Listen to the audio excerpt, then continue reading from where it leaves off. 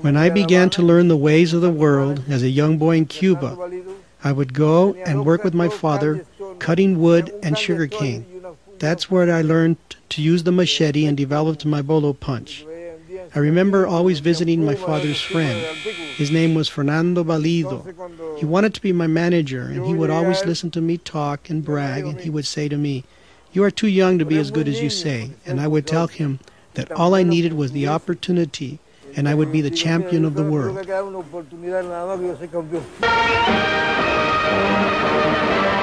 Fight of the Week, your Saturday night cavalcade of sports feature. Remember the Gillette cavalcade of sports? And remember the fighters who were served up to us more times than fish on Fridays, or Monday or Tuesday or Wednesday or Thursday or Saturday? All of them fight nights.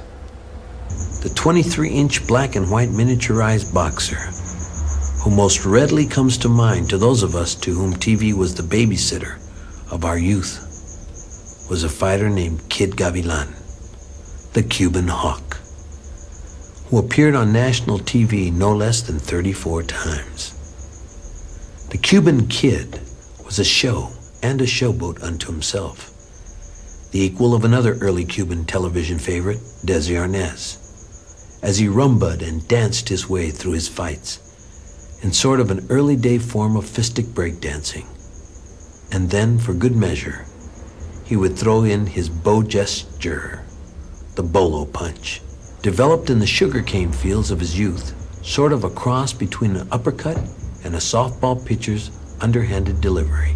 I used to cut sugarcane in the field.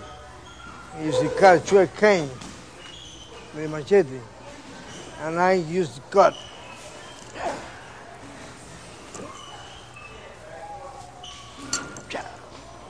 That giving me the bolo punch, the movement, same punch.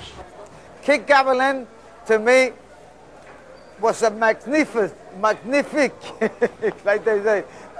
Oh, what a fighter. He fought so many times. He fought everybody. He could take everybody to the limit. You could be there for a long fight with him, and he was usually on top.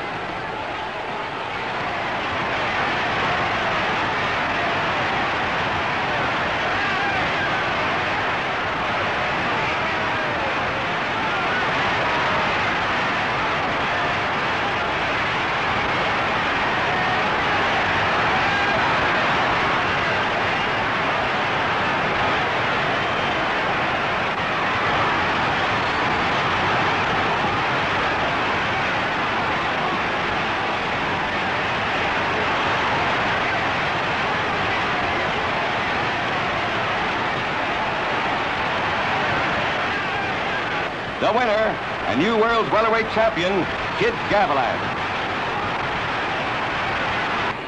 And the Gavilan fans are yelling for him to give it a Graham.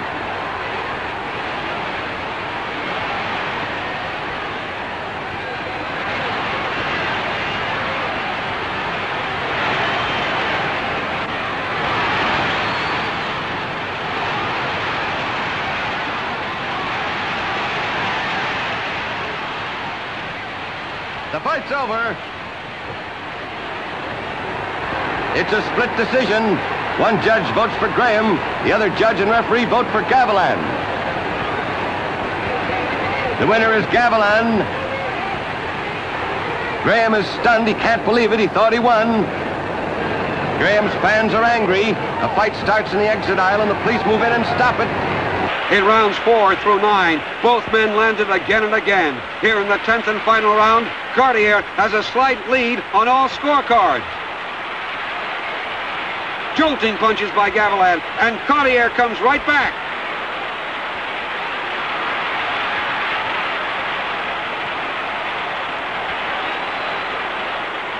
A good right by the Kid.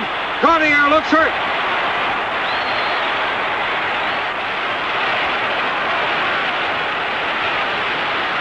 A lightning left staggers Cartier. A crunching right sends Cartier to the canvas here in round 10. The referee wisely stops the fight to prevent the game Cartier from receiving further punishment. Kid Gavilan scores a 10th round knockout over Walter Collier in Madison Square Garden.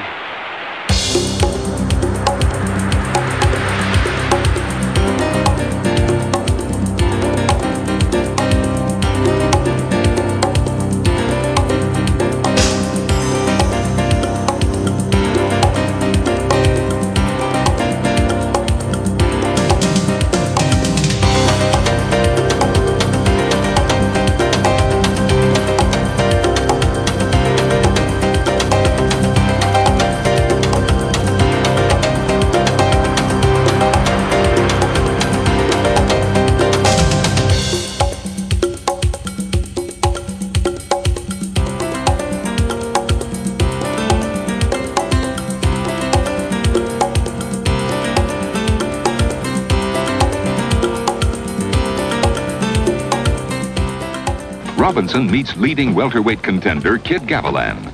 Although a non-title fight, both men fought furiously and had the Yankee Stadium crowd in a frenzy. In my fight with Robinson, which was a 10-round fight, he told me that I had surprised him and that it was the toughest fight he ever had.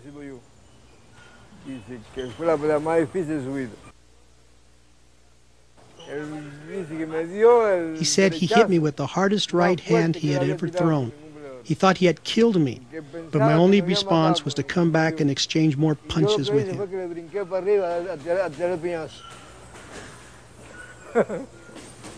3 weeks later in Philadelphia, Cuba's Kid Gavilan is given a shot at Ray's welterweight crown. Gavilan is out to revenge his loss to Robinson of 1 year ago. The 29-year-old Robinson is giving away 6 years to his younger challenger.